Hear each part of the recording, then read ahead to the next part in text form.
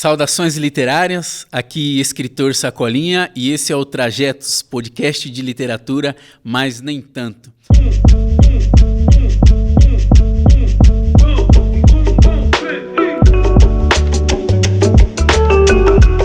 E hoje estamos recebendo ela que é poeta, não gosta de ser chamada de poetisa, e ela é jornalista também. Foi formada aí em jornalismo pela Universidade Metodista de São Paulo no ano de 1984. Eu estava com apenas 1 ano de vida. Ela nasceu em 1958, trabalhou por quase 30 anos como produtora gráfica. E eu vou ler um pouco aqui da história dela de nomadismo, não sei se existe essa palavra aqui, talvez seja um neologismo.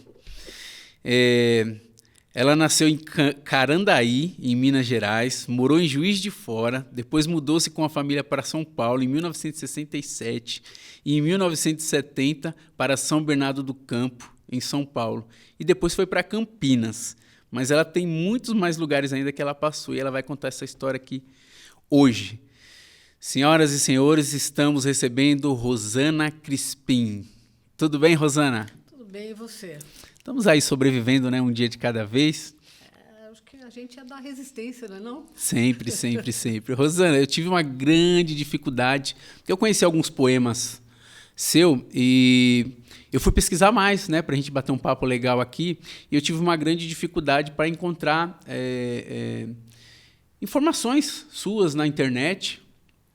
E eu queria saber se é algo seu, se você gosta de se esconder mesmo, ou se você é mais quietinha, não gosta de fazer estardalhaço nas suas produções. E fale de muito mais coisas que eu não falei aqui na abertura. Não, eu acho que é um pouco de tudo, né? Eu acho que é um pouco de preguiça, um pouco de não gostar muito de fazer... Um pouco de preguiça é bom. De fazer assim muita zoeira, enfim. Não sei exatamente. Não, assim, eu publico pouco, né? Eu sou considerada uma poeta bissexta. E a questão da divulgação, também não sou muito sistemática nessa questão de divulgar o meu trabalho.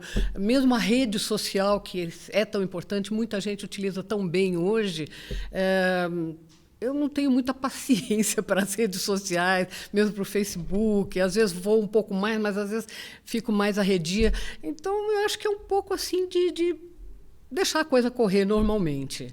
Então, com isso, acabo dificultando realmente. Como eu não uso as redes para divulgar o meu trabalho e tudo, eu acho que isso acaba resultando nisso que você colocou agora. E essa coisa de ficar pulando de lugar em lugar aí?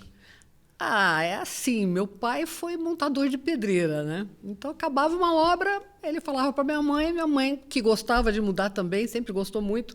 Só uma curiosidade, o que é um montador de pedreiro? Pedreiras que britam pedras, né? Então, ele montava todas aquelas canaletas, todas aquelas coisas, toda aquela aparelhagem das pedreiras, né? Ficava trabalhando um tempo, depois ele mudava para outra, né? Para outra montagem de pedreira que a companhia mandava. Então, ele foi para bastantes lugares. E aí, minha mãe juntava os filhos, juntava os trarecos dela e pronto, né? Então, a gente ia para todo lugar. Então, tanto é que lá em casa, cada um nasceu num lugar, nós somos em 4, e cada um nasceu num lugar, fora os lugares que a gente morou e que não nasceu nenhum, né? Sim. Então, a gente realmente mudou bastante.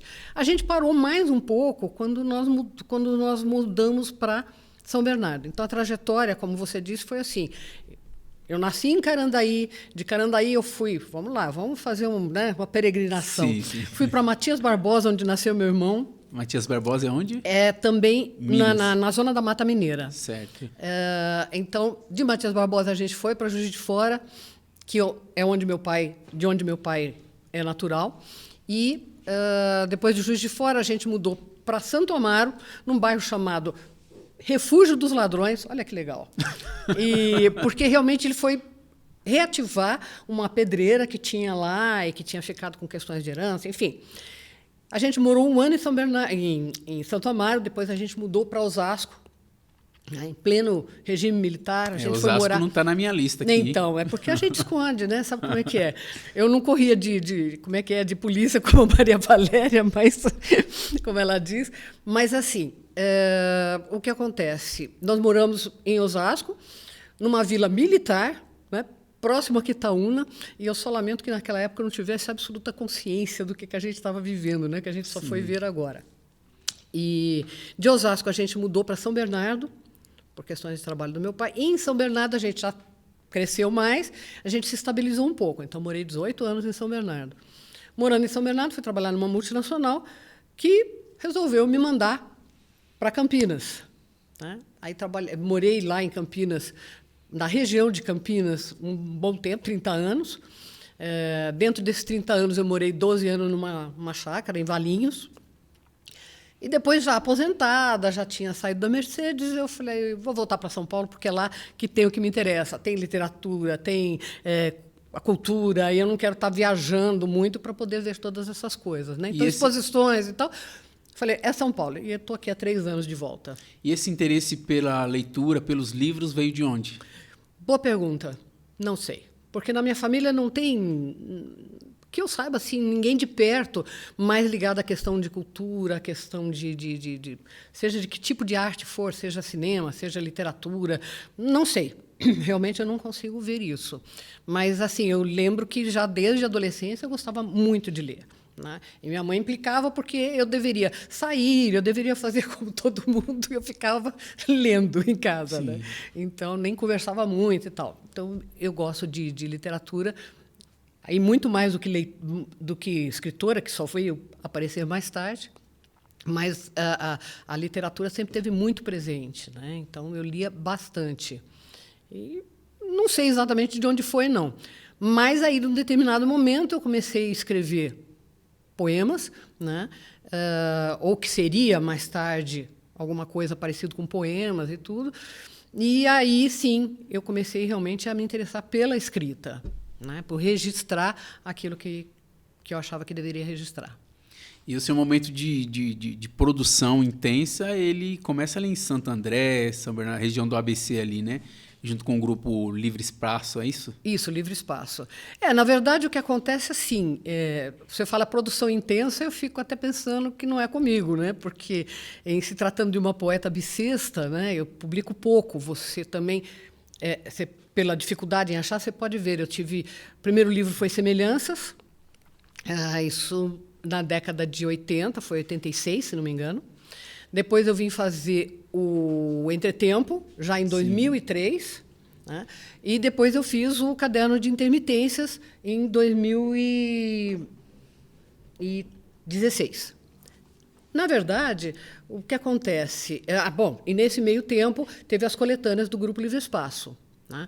Que foi onde eu publiquei algumas coisas também, mais esparsas. E o Grupo Livre Espaço, ele foi uma coisa decisiva na minha vida, porque foi lá onde eu comecei a interagir com pessoas que tinham os mesmos interesses, ou seja, de escrever, de divulgar a literatura, principalmente isso, divulgar a literatura. E a gente teve algumas atuações muito importantes, como foi, por exemplo, o projeto Autor-Leitor nas escolas.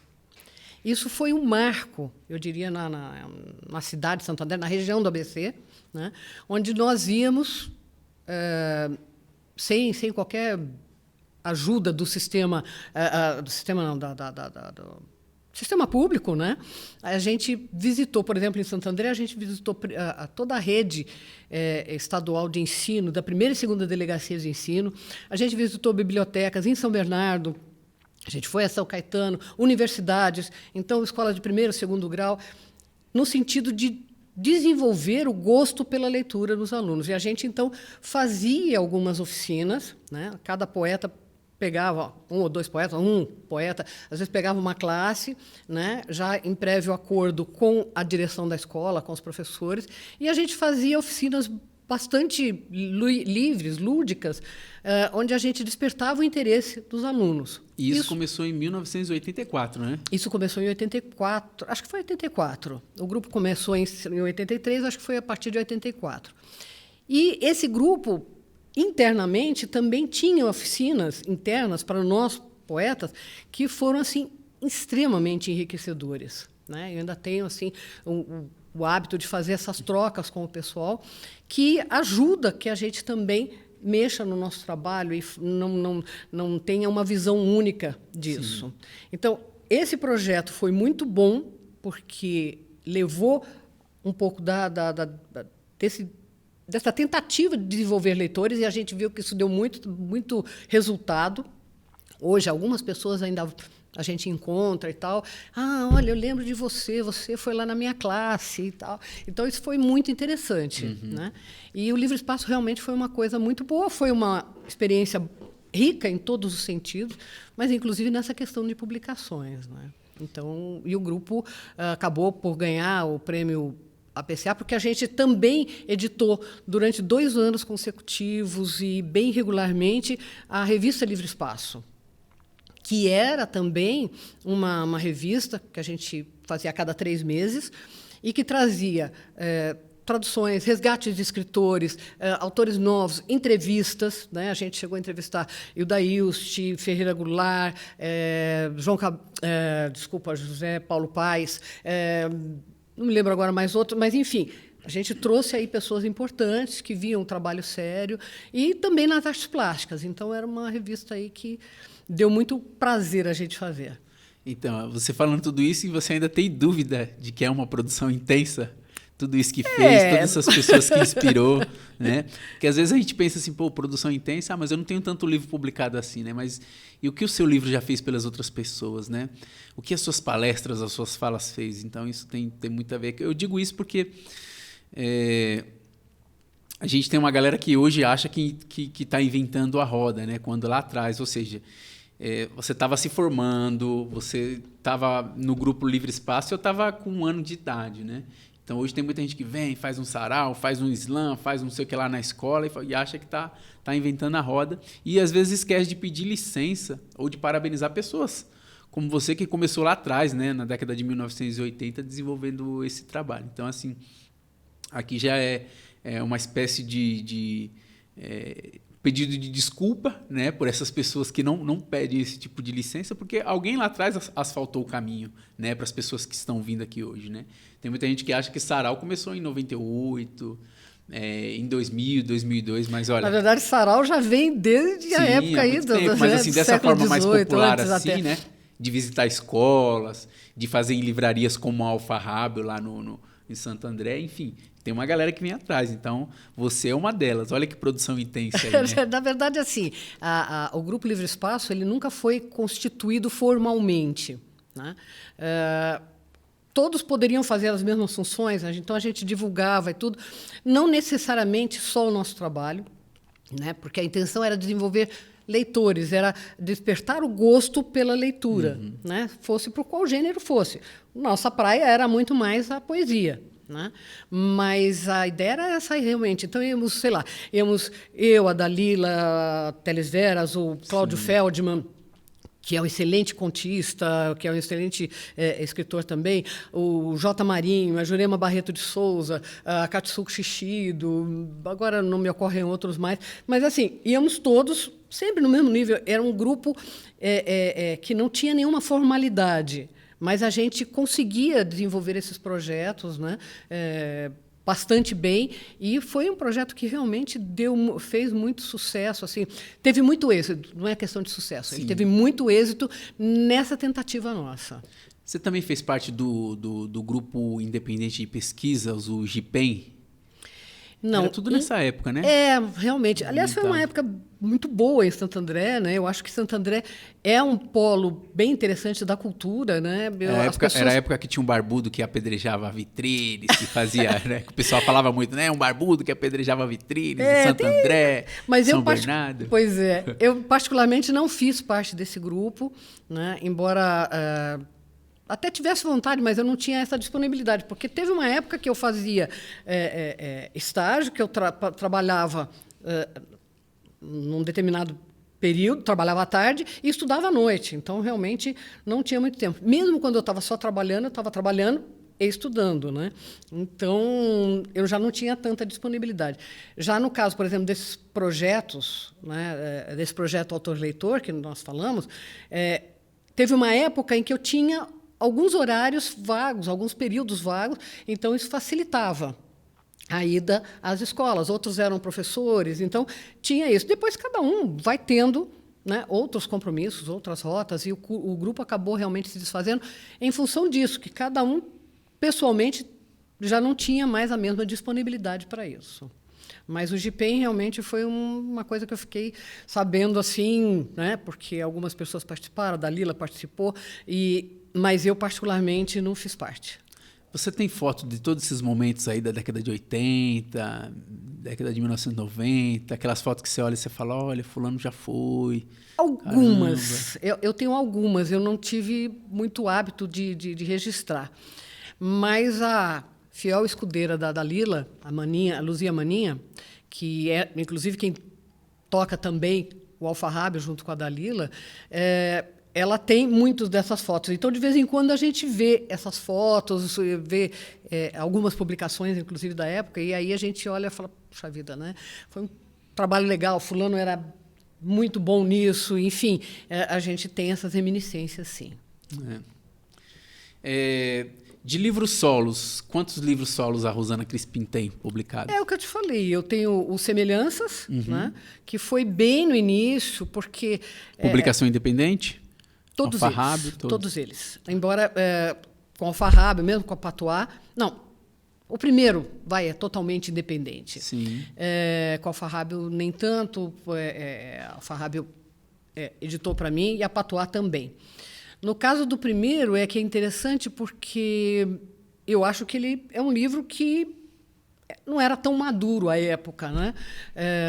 Eu me lembro que eu cheguei até o Livre Espaço através de uma colega que, na aula, eu ficava escrevendo poema, mandava ela lia e tal. E um dia ela falou para mim, você precisa conhecer aquele pessoal que eles vão fazer uma semana de literatura lá, que era o pessoal que acabou formando o Livre Espaço. E isso foi em 83, em 86 eu já publiquei, né? Então, eu acho que é importante, porque você acaba tendo aí um feedback, uma experiência interessante. Mas já não era um livro assim, ou na época ele não era um livro assim tão maduro. Mas eu acho que foi importante. Aí, depois disso, vieram as coletâneas, né, do Livre Espaço. A primeira dela foi, agora não lembro pela ordem, mas teve a Literatuando, teve a 7 versus 7, teve uma Se Resolvemos Falar de Amor. Enfim, nós tivemos aí 4 coletâneas, sempre bancadas pelo grupo, trabalhadas pelo próprio grupo. Essas, sim, eram edições independentes. Depois disso, e nesse meio tempo, um pedaço do tempo da existência do Livre Espaço, eu me mudei para Campinas, mas nunca me desliguei do ABC. É uma coisa interessante, porque eu nunca me desliguei aqui. E eu acabei não me fixando ou não me ligando, do ponto de vista cultural, a Campinas. Eu mantive a ligação cultural com o ABC, né? E aí depois eu publiquei, então, o Entretempo, e daí mais um tempo passou, tudo, que eu vim publicar o Caderno de Intermitências. Eu brinco que a cada 15 anos eu publico um livro. Entre o Entretempo e o Caderno de Intermitências, veio também uma plaquete publicada na coleção Perversas, que é uma coleção artesanal feita pela editora pela Alfarrábio, né, que publica artesanalmente trabalhos de mulheres, especificamente mulheres, né, e com uma edição limitada, sempre muito bem cuidada pela Maninha Teles Veras, e que é o Contracena. Então, são sempre umas plaquetes, e está até para sair uma outra agora, que se chama A Parte. E depois, sim, veio o Caderno de Intermitências, né? Então, assim, as minhas publicações realmente são poucas, né? Então, de tempos em tempos, eu acabo fazendo. Poucas, mas potente. Inclusive, nesse Caderno de Intermitências, tem uma poesia sua que eu gostaria que você lesse para a gente aqui, que é uma poesia que fala do silêncio. Neste exato momento, eu estou fazendo muitas pesquisas sobre o silêncio, porque o terceiro livro de uma trilogia minha vai entrar uma crônica que vai falar sobre o silêncio. Porque quando eu era pequeno, uma vez eu ouvi uma amiga minha dizendo assim, nossa, mas que silêncio ensurdecedor. E eu achei aquilo ali louco, sabe? E ficou na minha cabeça. E essa crônica tem esse título, né? Silêncio ensurdecedor. E eu fiquei pesquisando sobre o silêncio, vendo vídeos de meditação, vendo vídeo de especialistas falando do silêncio, Mas quando eu chego até o seu poema Eloquência, eu falo, não preciso de mais nada, não preciso pesquisar mais nada. Obrigada. Eu adoro o silêncio, né? Eu gosto realmente do silêncio. Eu sou uma pessoa que, se bobear, eu fico sozinho o tempo todo. Eu adoro a minha companhia, né? Então, sim, assim, sou uma pessoa um pouco mais, como é que eu diria, quase ermitã. Então, tenho amigos e tudo, gosto de uma boa conversa, mas também tenho uma grande tendência a procurar o silêncio, a procurar o sossego, enfim. É isso. Bom, você quer que eu leia o livro? Sim, leia o livro não, o poema. Vamos ver se eu acho aqui. Achei. Perfeito. Então, vamos lá. Eloquência. O silêncio fala, às vezes fala demais, e até fala o indizível, o que não há, o que não deve. O silêncio, por vezes, cala. Uau! É um poema que eu gosto muito. Nossa, bom, muito lindo. Não muito publicaria lindo. Se eu não gostasse. Pois é. Você está procurando outro aí para ler para gente? Não sei se você quer, né? Vamos deixar para finalizar esse outro aí? Claro, sem problema. A gente tem aqui no podcast um momento de indicação, né? Onde a gente indica alguma obra que para a gente foi muito importante, né? Em algum momento, ou um livro, ou um filme, ou uma música, uma peça de teatro. O que você tem para indicar para a gente aí, Rosana? Bom, eu gosto muito de um outro poema, enfim, eu gosto muito daquele poema do Ferreira Goulart, que eu, lamentavelmente, nunca lembro o nome, mas uma parte de mim fala e canta, alguma coisa assim. Enfim. Agora, eu vi recentemente um filme que eu acho bem interessante, filme brasileiro, e que eu acho que a gente tem que prestigiar para que, inclusive, haja uma melhora, né, do nível do cinema brasileiro. E eu achei extremamente importante, extremamente interessante, o Medida Provisória, do Lázaro Ramos. E eu achei, assim, uma distopia muito interessante. Há quem não goste, há quem critique, mas eu acho que o filme realmente vale a pena ser lido, porque ele fala de uma situação de utópica, né? Mas utópica no sentido impossível, quase impossível. Não sei se você já assistiu. Eu assisti, inclusive... Eu fiquei até com medo de indicar para algumas pessoas, porque o filme é muito bom, mas teve um negócio ali que me incomodou, porque a gente vem vivendo nesses últimos 10 anos um momento de negar aquilo que está para acontecer, aquilo que vai acontecer. Então, não vai ter golpe, teve golpe. Não vão retirar os direitos trabalhistas, retiraram. Ele veio e está aí, né, quase saindo, graças a Deus. E parece que o Medida Provisória ele dá uma ideia do que pode acontecer. A gente assiste e fala assim, não, a gente tem que se preparar para isso não acontecer, mas isso não é possível. E se isso der uma ideia para essas pessoas, de querer mandar todos os negros de volta para a África, né? Isso me incomodou, mas no lado bom. Mas no lado bom. Aí é que tá. Eu acho que assim mostra realmente o tipo de pensamento e o que pode acontecer, né? Se alguns malucos aí resolvem, né, meia dúzia de pessoas aí resolvem fazer uma coisa absurda, tá? Que é o caso, né? Isso se trata lá dos melaninados, né? Sim. Quer dizer, e não melaninados, quer dizer, já começa.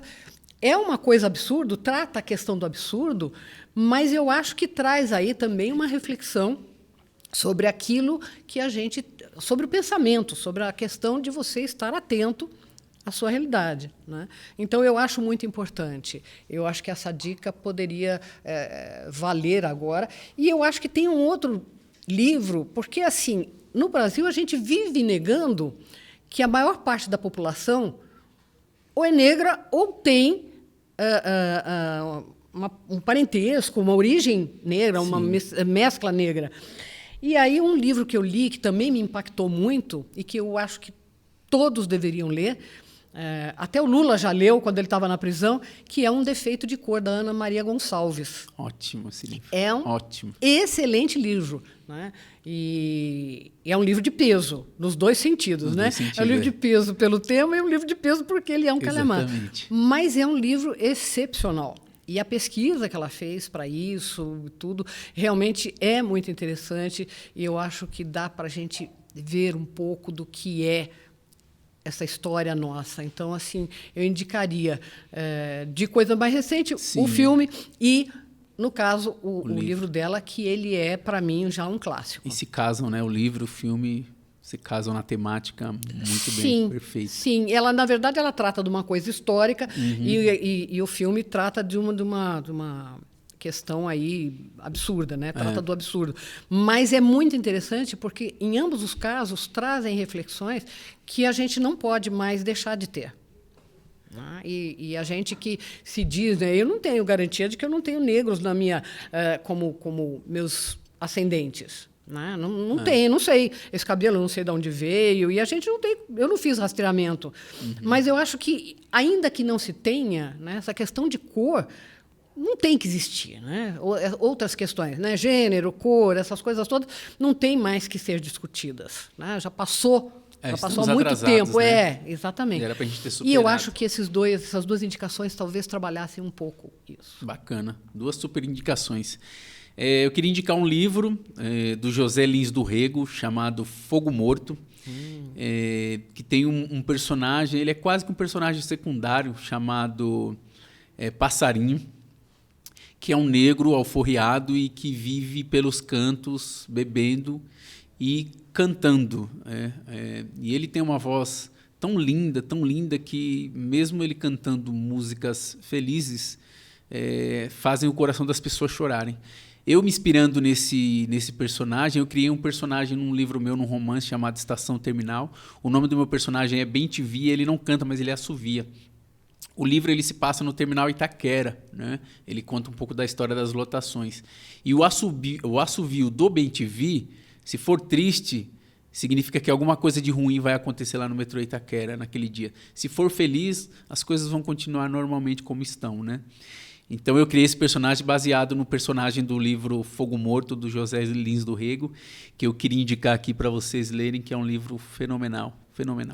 É um livro que já nem é tão... Um autor que está meio de escanteio, né? Exatamente. Parece que tem uma moda também nessa questão dos autores que vão ser lidos e tal, mas que é extremamente importante. Fogo Morto, o título já é um poema, né?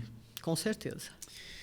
Querida Rosana, estamos chegando ao nosso final. Queria que você lesse mais um poema para a gente e fizesse suas considerações finais aqui. Com prazer. Tem um poema de que eu gosto muito e que eu sempre que posso leio e releio. Né? Chama-se Exigência.